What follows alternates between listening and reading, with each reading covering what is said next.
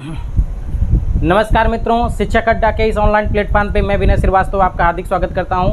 मित्रों, आज मैथमेटिक्स का हमारा छठवां क्लास है जिस पे हम सरलीकरण यानी कि सिंप्लीफिकेशन के बारे में पढ़ेंगे। चलिए हम सिंप्लीफिकेशन स्टार्ट करते हैं। तो सिंप्लीफिकेशन स्टार्ट करने से पहले सबसे पहले उसमें हम कॉम्प्लेक्स क्वेश्चन के बारे में बात करते हैं। इस कॉम्प्लेक्स क्वेश्चन में जिसमें मल्टीप्लिकेशन, एडिशन, सब्ट्रैक्शन, डिवाइडेशन मतलब जोड़, घटाना, गुणा, भाग की सबकी संक्रियाएं एक साथ होती हैं, यानी कि वो मिश्रित रूप से होती हैं। इस तरह के क्वेश्चन के बारे में हम बात करते हैं। तो इस तरह से जो क्वेश्चन होते हैं, इन क्वेश्चनों को सॉल्व करने के लिए हमको BODMAS की आवश्यकता पड़ती है। BODMAS यानी कि सब block of division, multiplication,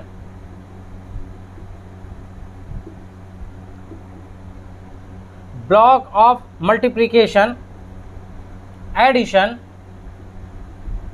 and subtraction. इसका मतलब क्या है? सबसे पहले आप कोष्टक को सॉल्व करेंगे, फिर उसके बाद आप का को, फिर डिवीज़न मतलब आप भाग को, मल्टीप्लिकेशन फिर गुणा की संक्रिया करेंगे, फिर उसके बाद आप जोड़ की संक्रिया को करेंगे, फिर उसके बाद आप घटाने की संक्रिया को करेंगे। इसका मतलब ये है कि इस तरह से जो सीक्वेंस है हम करते चले जाएंगे। अगर जो कॉम्प्लेक्स यानी कि मिश्रित रूप से दी गई संख्या क्वेश्चन होते हैं जिसमें जोड़, घटाना, गुणा, भाग सबका सम्मिश्र होता है, एक साथ होते हैं, इस तरह के कॉम्प्लेक्स क्वेश्चन को हम किस तरह से सॉल्व करते हैं? BODMAS के अकॉर्डिंग, रूल के अकॉर्डिंग हम सॉल्व करते हैं। जैसे हम आपको बताएं, जैसे देखिए एक उदाहरण लेके हम आपको समझा रहे हैं। जैसे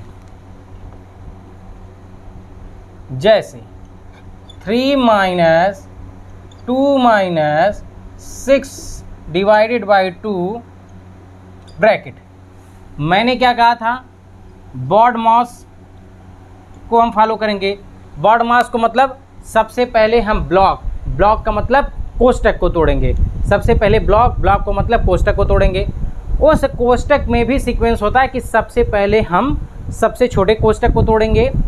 अगर छोटा कोष्टक नहीं होता तो फिर मझले कोष्टक को तोड़ते हैं। अगर मझला कोष्टक नहीं होता तो सबसे बड़े कोष्टक को करते हैं। तो इन सब में जो है सबसे छोटा कोष्टक ये पार्ट मेरा है, ये पार्ट है छोटा कोष्टक का। इस पार्ट को हम सॉल्व करते हैं तो अगर हम 6 में 2 से भाग देते हैं यानी 6 डिवाइडेड बाई 2 करते हैं तो हमारा आंसर आता है 3। तो अब इसको हम इस तरीके से लिख सकते हैं, ये इस तरह से लिख सकते हैं कि 3 - 2 - 3। अब ये जो ब्लॉक है छोटा कोष्टक ये हमारा ख़त्म हो जाएगा, ये आ जाएगा हमारा मझला कोष्टक, और ये हम बड़े कोष्टक के अंदर इसको कर दिए। बड़े कोष्टक के अंदर इसको हम क्या किए? कर दिए। ठीक है, देखिए अब इस चीज़ को करने के बाद छोटे कोष्टक के बाद हम बड़े मझले कोष्टक को सॉल्व करते हैं, मझले के बाद हम इसको बड़े कोष्टक को सॉल्व करते हैं। अब देखिए, अब 3 अब इस कोष्टक में 2 - 3 यानी कितना होगा आपका? -1 होगा। ये क्या होता है? -1 होगा। तो 3 इस ब्लॉक के अंदर -1। अब हम इस ब्रैकेट को क्लोज कर देंगे। इसके बाद 3 ये माइनस, इस माइनस से -1 घटता है तो प्लस हो जाएगा, यानी कि वो हो जाएगा प्लस। अब 3 + 1 हो जाएगा हमारा 4। हमारा आंसर आ गया क्या? 4। इस तरीके से ये हमारे क्वेश्चन जो हैं BODMAS के क्वेश्चन सॉल्व किए जाते हैं। BODMAS के क्वेश्चन क्या होते हैं? सॉल्व किए जाते हैं। जैसे ये एग्जाम्पल हो गया। दूसरे एग्जाम्पल की मैं बात करता हूँ।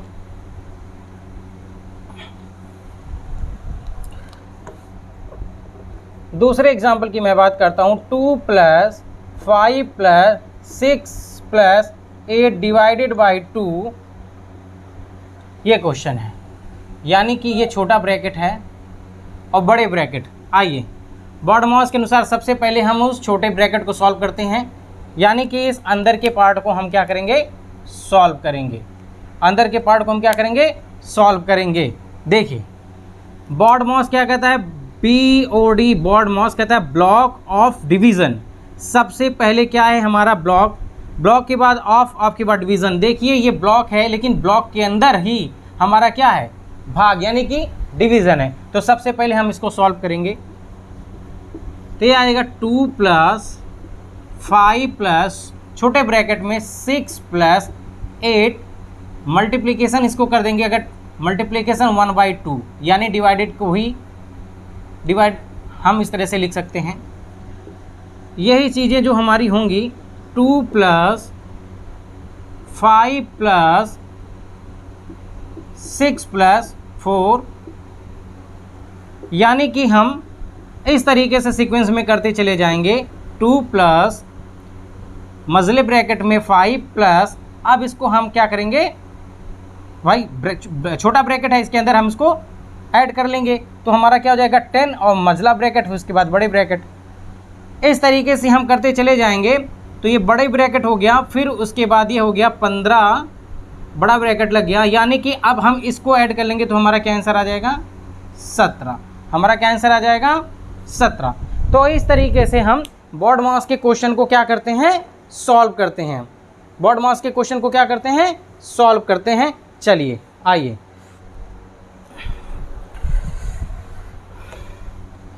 अब हम दूसरे टाइप के क्वेश्चन के बारे में बात करते हैं।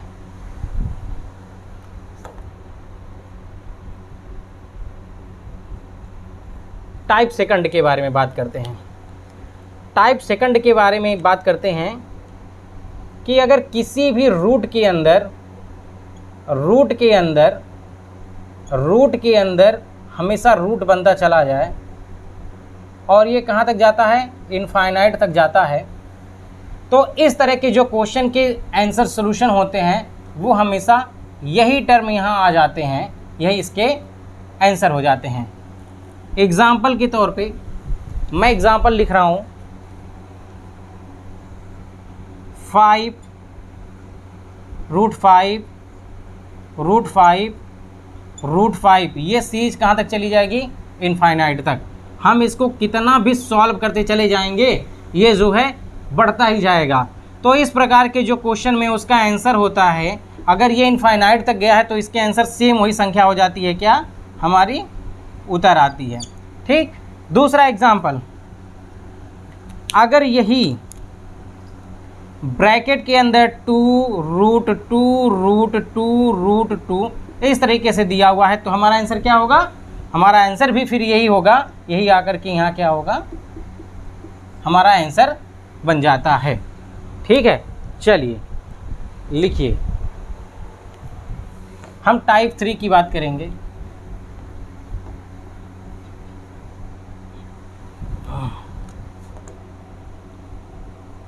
टाइप 3 की बात है कि अगर रूट के अंदर रूट बनता चला जाए, रूट यानी कि रूट के अंदर यानी हमारा जो वर्गमूल निकालना होता है उसके अंदर की संख्याओं की वर्गमूल निकालते हुए एक सीरीज के फॉर्म में इनफाइनाइट तक चला जाए, तो इस तरह के जो आंसर होते हैं यहाँ पे भी यही संख्या हमारी क्या होती है, आंसर हो जाती है। इस तरीके से हमारी संख्या क्या होती है, आंसर हो जाती है। ठीक है, चलिए हम बताते हैं किस तरीके से होती है। इस तरीके से क्वेश्चन में कैसे होती है, तो इस तरह के क्वेश्चन में हमारा आंसर ये होगा। एग्जाम्पल के लिए मैं ले लूँ √5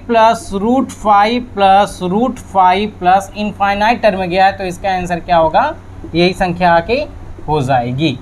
ठीक, दूसरे तरह की बात मैं करता हूँ कि अगर इस टाइप के क्वेश्चन हैं जो फैक्टर मतलब दो पार्ट में टूट सकते हैं।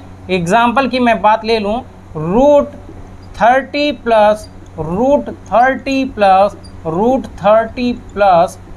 √30 इस तरीके से ये कहाँ तक चला जाए, इनफाइनाइट तक। मैं बात क्या कर रहा हूँ कि अगर इस तरीके से क्वेश्चन हमारे आ रहे हैं कि इनकी वैल्यू क्या है, मतलब इस तरीके से अगर ये क्वेश्चन आ रहे हैं कि इनकी वैल्यू क्या है, ठीक है, इनफाइनाइट तक नहीं, अगर इस तरीके से आ रहे हैं कि इनकी वैल्यू क्या है, इनका मान बताइए, का मान क्या है। तो इस तरीके के क्वेश्चन में हम क्या करते हैं, इस 30 को, इसके दो फैक्टर निकाल लेते हैं। कौन कौन से हैं, जो कॉन्जुगेटिव है, लगातार हों।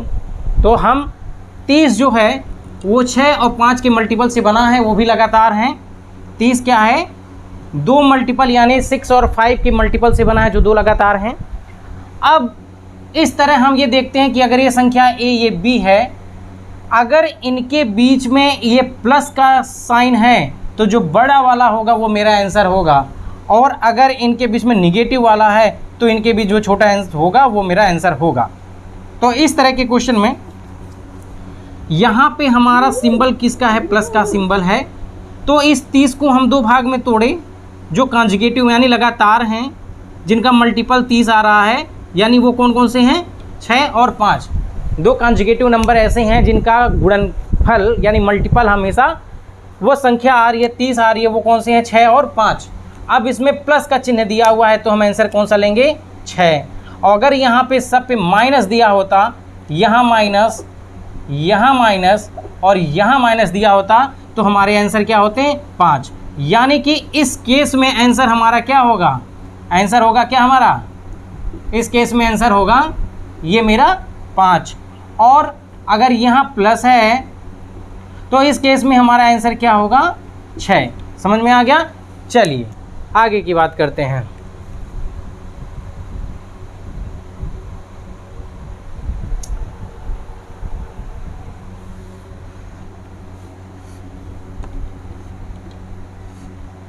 चलिए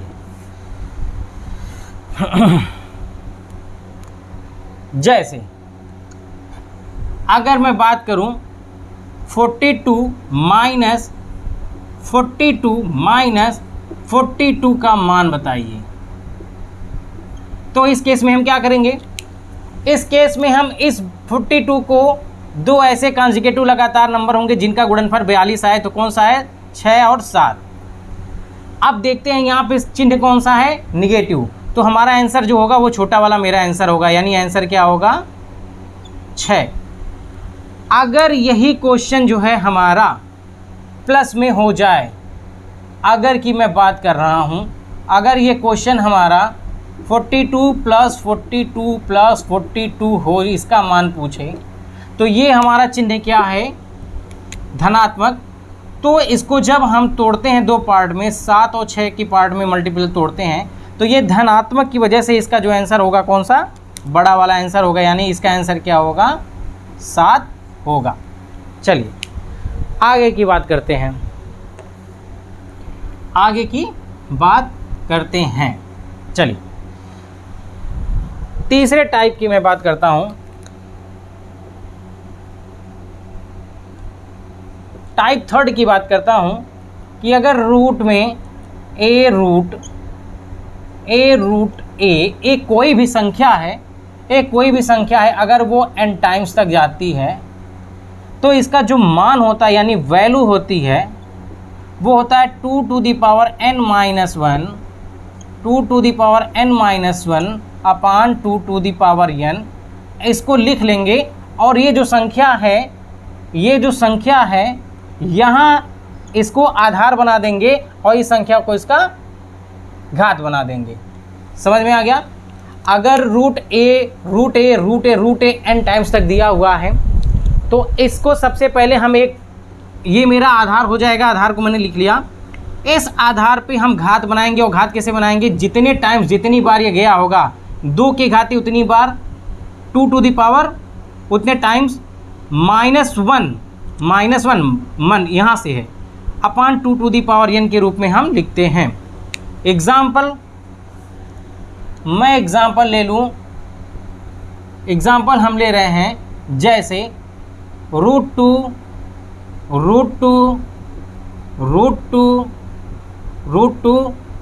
और √2 कितनी बार दिया हुआ है, 1 2 3 4 5 बार दिया हुआ है।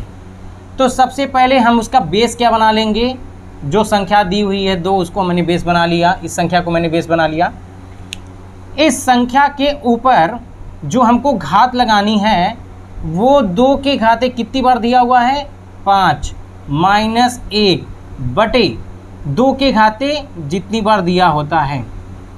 अब आप इसको जब सॉल्व करेंगे तो 2 के घाते 5 का मतलब कितना होता है 32। 2 के घाते 5 का मतलब कितना होता है 32। 32 में से 1 घटाइए तो कितना होगा 32 में से 1 घटाइए तो 31 और 2 के घाते 5 का मतलब 32। ये लेकिन ये किस पे हो है, किस पे ऑपरेशन हो रहा है, ये है 2 के घात के रूप में।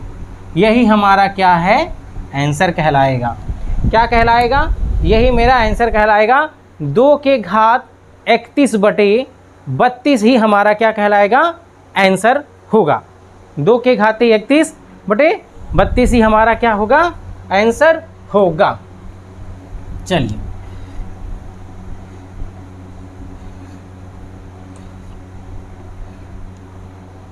टाइप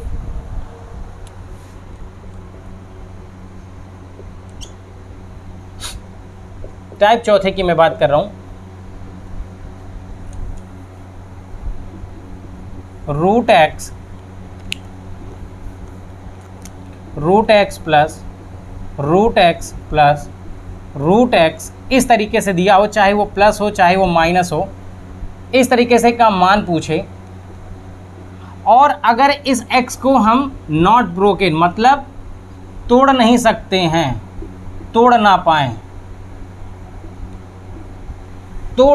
तो इसका मान क्या होता है, इसका मान जो होगा रूट 4x प्लस 1, यहाँ रूट के बाहर प्लस माइनस 1/2 प्लस माइनस 1/2।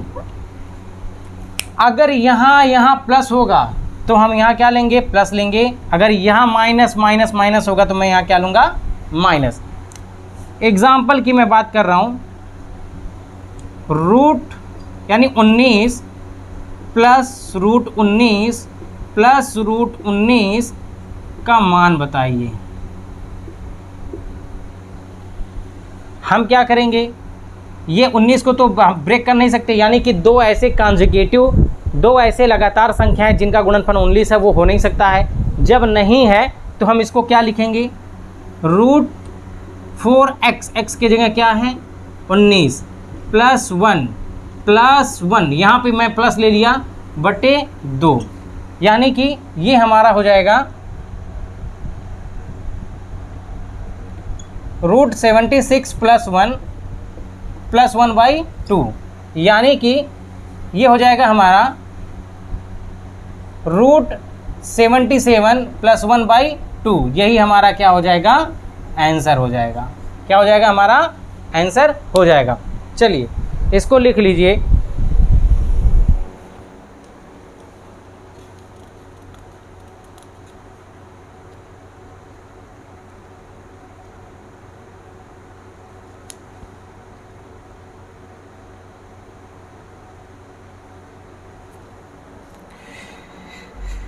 लिख लीजिए इसको एक बार आप लोग।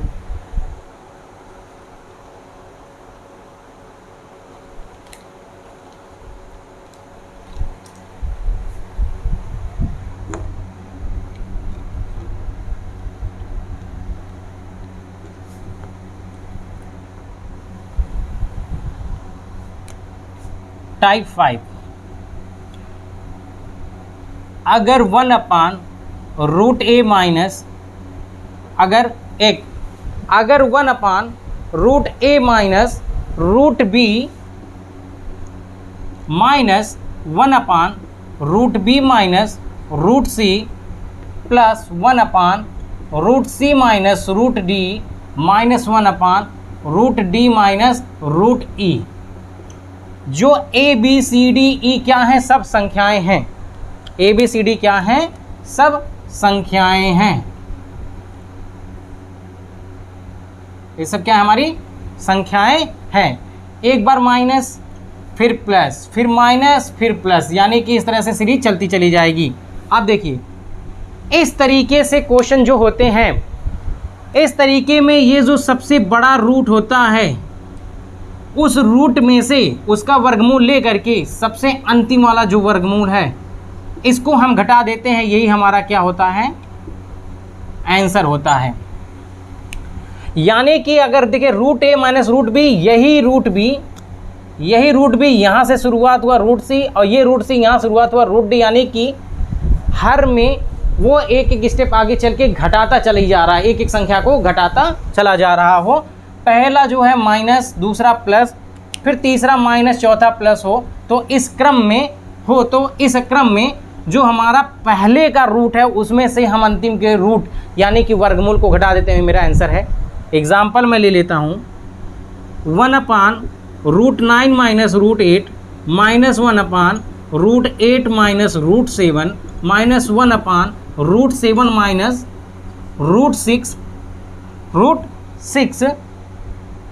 Minus 1/√6 minus √5 plus minus plus minus plus 1/√5 minus √4। अब आप देखिए रूट ए का मान क्या है, ए का मान क्या है, 9 है, यानी कि रूट ए क्या है, √9 है, मानी वर्गमूल 9 है, और रूट ई का मान क्या है, √4 है।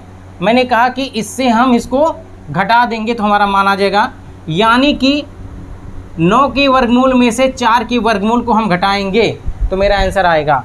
तो 9 का वर्गमूल कितना होता है, 3, और 4 का वर्गमूल होता है 2, यानी हमारा आंसर क्या आएगा, 1 आएगा। इसको हमको सॉल्व करने की कोई ज़रूरत नहीं होती है।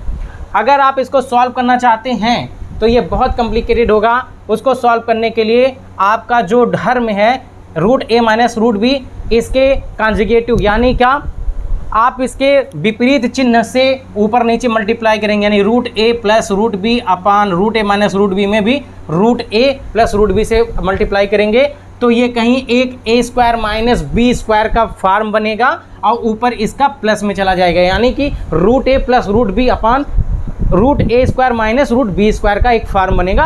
वो कई स्टेप में करना पड़ेगा, एक स्टेप ये, दूसरा ये, तीसरा ये, चौथा, यानी 4 स्टेप में करना पड़ेगा। वो बहुत कॉम्प्लिकेटेड होगा। इससे अच्छा है शॉर्टकट है, आप शॉर्टकट करके आंसर लिख लीजिए, वो बहुत ईजी है। चलिए आगे की बात करते हैं, पहले आप इसको लिख लीजिए फिर आगे की बात करते हैं।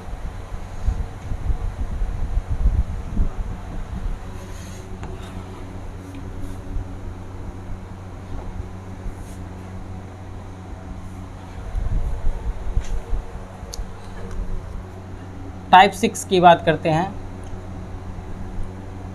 टाइप 6 में 7 + 4√3 का मान बताना है।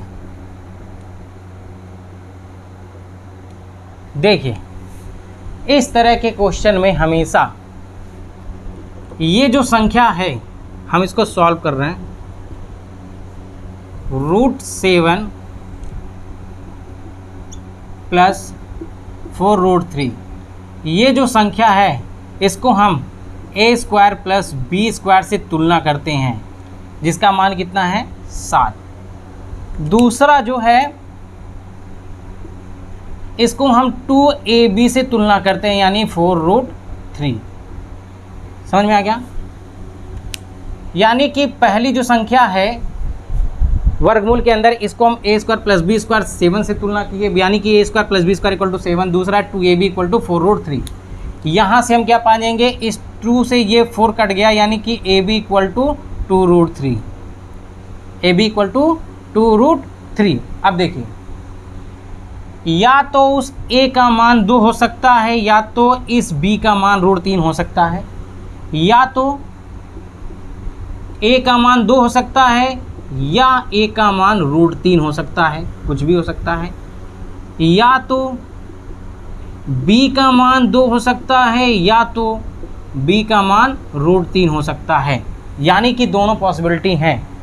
अगर इन दोनों का मान हम यहाँ रखते हैं तो ये संख्या आनी चाहिए। अब देखिए हम अगर a को 2 मानते हैं, अगर हम a का मान 2 लेते हैं तो इस 2 का स्क्वायर और प्लस √3 का स्क्वायर, देखिए क्या कभी 7 आ रहा है? बिल्कुल। 2 का स्क्वायर क्या दे देगा हमको, 4, और √3 का स्क्वायर 3 ही दे देगा, यानी जोड़ने के बाद 7 आ रहा है। इसका मतलब हमने जो वैल्यू मानी है a बराबर 2 या b बराबर a बराबर 2 और b बराबर √3, ये बिल्कुल सही है। ठीक, आप कुछ भी ले सकते हैं, हमने जो वैल्यू माना वो बिल्कुल सही है। अगर यहाँ पे प्लस का चिन्ह है तो जो हमने a माना था कि a का मान 2 और b का मान √3 है, तो जो अगर प्लस का चिन्ह है तो इन दोनों को हम प्लस के साथ जोड़ देते हैं, यानी a प्लस b को हम रूप में लिख देंगे। तो a का मान 2 प्लस b का मान √3, यानी कि यही हमारा क्या हो गया, आंसर हो गया। ये हमारा क्या हो गया, आंसर हो गया। हम ये भी कह सकते हैं, अगर मैं इस दूसरे वाले को मानूं कि a का मान √3 है और b का मान 2 है, तो भी ये फॉलो करेगा, तो भी हमारा ये 7 देगा। तो हम a प्लस b के रूप में लिखेंगे तो √3 प्लस 2, ये हमारा आंसर हो जाएगा। इस तरीके से हम वर्गमूल के अंदर लिखी हुई संख्याओं का भी वर्गमूल निकाल लेते हैं। ये एक हमारा दूसरा तरीका है।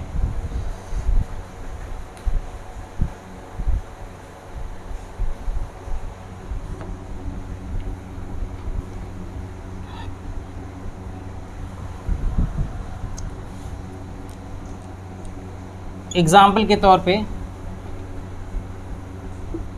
14 - 6 √5 की बात का मान बताना है।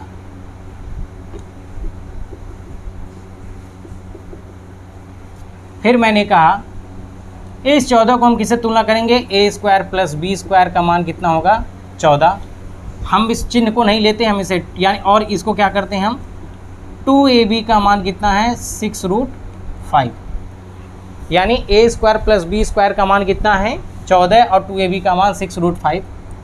अब इससे देखिए, इस 2 से ये 6 कट गया, यानी कि ab = 3 √5। अब या तो मैं मान लूँ a का मान 3 है और b का मान क्या है, √5 है, या मान लेते हैं कि a का मान √5 है और b का मान 3 है। अब देखें ये दोनों का मान यहाँ रख के चेक करते हैं, क्या ये हमारा 14 आ रहा है। a का मान अगर हम √5 रखते हैं तो √5 का स्क्वायर और b का स्क्वायर यानी कि 3 का स्क्वायर, देखो 14 आ रहा है, यानी ये हो गया हमारा 5, ये हो गया 9, यानी 9 5 14, यानी ये वैल्यू हमारी क्या सही है। चलो दूसरा चेक करते हैं। अगर a का मान 3 है और b का मान √5 है तो भी चेक करते हैं, हमारा 14, यानी कि दोनों वैल्यू हमारी सेम है। अब यहाँ पे क्या निगेटिव, यहाँ पे क्या माइनस का चिन्ह है, तो अब जब भी लिखेंगे हम तो a + b नहीं लिखेंगे, लिखेंगे a - b, क्योंकि यहाँ पे माइनस का चिन्ह है। इस माइनस की चिन्ह की वजह से यहाँ पे माइनस लाएंगे, या हम लिख देंगे b - a लिख देंगे, दोनों सही है। अगर हम a - b लिखते हैं तो 3 √-5 होगा, या √5 - √3 होगा, कोई भी आंसर होगा। अगर b - a लिखते हैं तो हमारा क्या हो जाएगा, 3 - √5 या √5 - 3, यानी दोनों केस में आंसर क्या होंगे, हमारे समान होंगे। दोनों केस में आंसर हमारे क्या होंगे, समान होंगे। तो इस तरीके से हमने जो है ये सब क्वेश्चन के टाइप पढ़ा। इसके बाद हम नेक्स्ट क्लास में और भी क्वेश्चन इसके बारे में, सिंप्लीफिकेशन के बारे में पढ़ाएंगे। तब तक आप प्रैक्टिस करिए, तब तक के लिए शुभ संध्या।